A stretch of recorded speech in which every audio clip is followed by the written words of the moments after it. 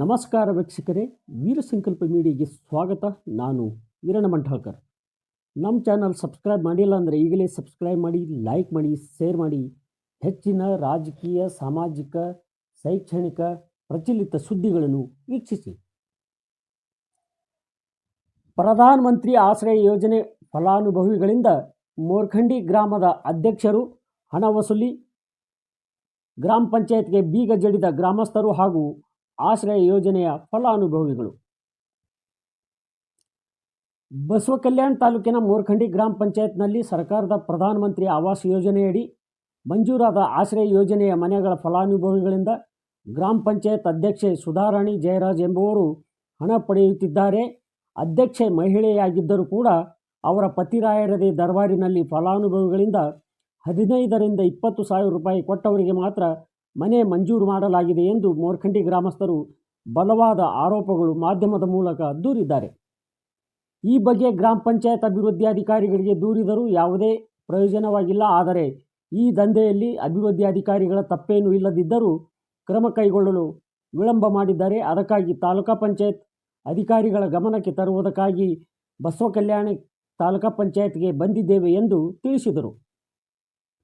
ಈಗಾಗಲೇ ಪ್ರಧಾನಮಂತ್ರಿ ಆವಾಸ್ ಯೋಜನೆಯಡಿ ಮನೆ ಪಡೆದವರಿಂದ 15ರಿಂದ 20 ಸಾವಿರ ಹಣ ಪಡೆದರೂ ಕೂಡ ಪ್ರತಿಯೊಂದು GPS ಮಾಡುವಾಗಲೂ ಗ್ರಾಮ ಪಂಚಾಯತ್ ಸಿಬ್ಬಂದಿಗಳು 1,000ದಿಂದ 2,000 ಹಣ ಪಡೆಯುತ್ತಿದ್ದಾರೆ. ಈವರೆಗೆ ಯಾವುದೇ ಬಿಲ್ ಪಾವತಿ ಆಗಿರುವುದಿಲ್ಲ ಎಂದು ಫಲಾನುಭವಿಗಳು ದೂರಿದರು. ಗುರುವಾರ ಗ್ರಾಮ ಪಂಚಾಯತ್ ಉಪಾಧ್ಯಕ್ಷ ಸಂಜೀವ್ ಕುಮಾರ್ ಗಾಯಕ್ವಾಡ್ ಅವರ ನೇತೃತ್ವದಲ್ಲಿ ಗ್ರಾಮ ಪಂಚಾಯತ್ಗೆ ಬೀಗ ಹಾಕಿ ಮೋರ್ಖಂಡಿ ಗ್ರಾಮದ ಪ್ರಧಾನಮಂತ್ರಿ ಆವಾಸ್ ಯೋಜನೆಯ ಆಶ್ರಯ ಮನೆಗಳ ಫಲಾನುಭವಿಗಳೊಂದಿಗೆ ತಾಲೂಕಾ ಪಂಚಾಯತ್ಗೆ ಭೇಟಿ ನೀಡಿ ಮಾಧ್ಯಮದವರೊಂದಿಗೆ ಸಂಜೀವ್ ಕುಮಾರ್ ಗಾಯಕ್ವಾಡ್ ಮಾತನಾಡಿದರು. ಬಳಿಕ ತಾಲೂಕಾ ಪಂಚಾಯತ್ ಕಾರ್ಯನಿರ್ವಾಹಕ ಅಧಿಕಾರಿ ಅವರೊಂದಿಗೆ ದೂರವಾಣಿ ಮೂಲಕ ಸಂಜೀವ್ ಕುಮಾರ್ ಗಾಯಕ್ವಾಡ್ ಅವರು ಮಾತನಾಡಿ ಸಮಸ್ಯೆಯ ಬಗ್ಗೆ ವಿವರಿಸಿದರು. 1 ತಿಂಗಳಲ್ಲಿ ಸಂಬಂಧಪಟ್ಟ ಫಲಾನುಭವಿಗಳಿಗೆ ಆಶ್ರಯ ಯೋಜನೆಯ ಮನೆಗಳ ಬಿಲ್ ಪಾವತಿ ಆಗುವಂತೆ ನೋಡಿಕೊಳ್ಳುವುದಾಗಿ ಭರವಸೆ ನೀಡಿದರು. ತದನಂತರ ಮೋರ್ಖಂಡಿ ಗ್ರಾಮ ಪಂಚಾಯತ್ಗೆ ಹಾಕಿದ ಬೀಗವನ್ನು ಗ್ರಾಮ ಪಂಚಾಯತ್ ಉಪಾಧ್ಯಕ್ಷ ಸಂಜೀವ್ ಕುಮಾರ್ ಗಾಯಕ್ವಾಡ್ ಬೀಗ ತೆಗೆದರು. ಆ ಸಂದರ್ಭದಲ್ಲಿ ಕೂಡ ಗ್ರಾಮ ಪಂಚಾಯತ್ ಅಧ್ಯಕ್ಷರು ಬಾರದೆ ಸಮಸ್ಯೆಯನ್ನು ಆಲಿಸುವ ವ್ಯವಧಾನವೂ ಇರಲಿಲ್ಲ ಎಂದು ಆರೋಪಿಸಿದರು.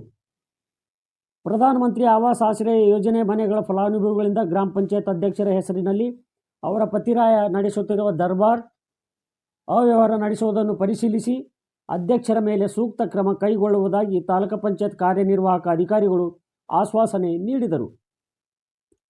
ತದನಂತರ ಮೋರ್ಖಂಡಿ ಗ್ರಾಮ ಪಂಚಾಯತ್ಗೆ ಹಾಕಿದ ಬೀಗವನ್ನು ಉಪಾಧ್ಯಕ್ಷ ಸಂಜೀವ್ ಕುಮಾರ್ ಗಾಯಕ್ವಾಡ್ ಬೀಗ ತೆಗೆದು ಪಂಚಾಯತ್ ಕೆಲಸ ಕಾರ್ಯಗಳಿಗೆ ಅನುವು ಮಾಡಿಕೊಟ್ಟರು.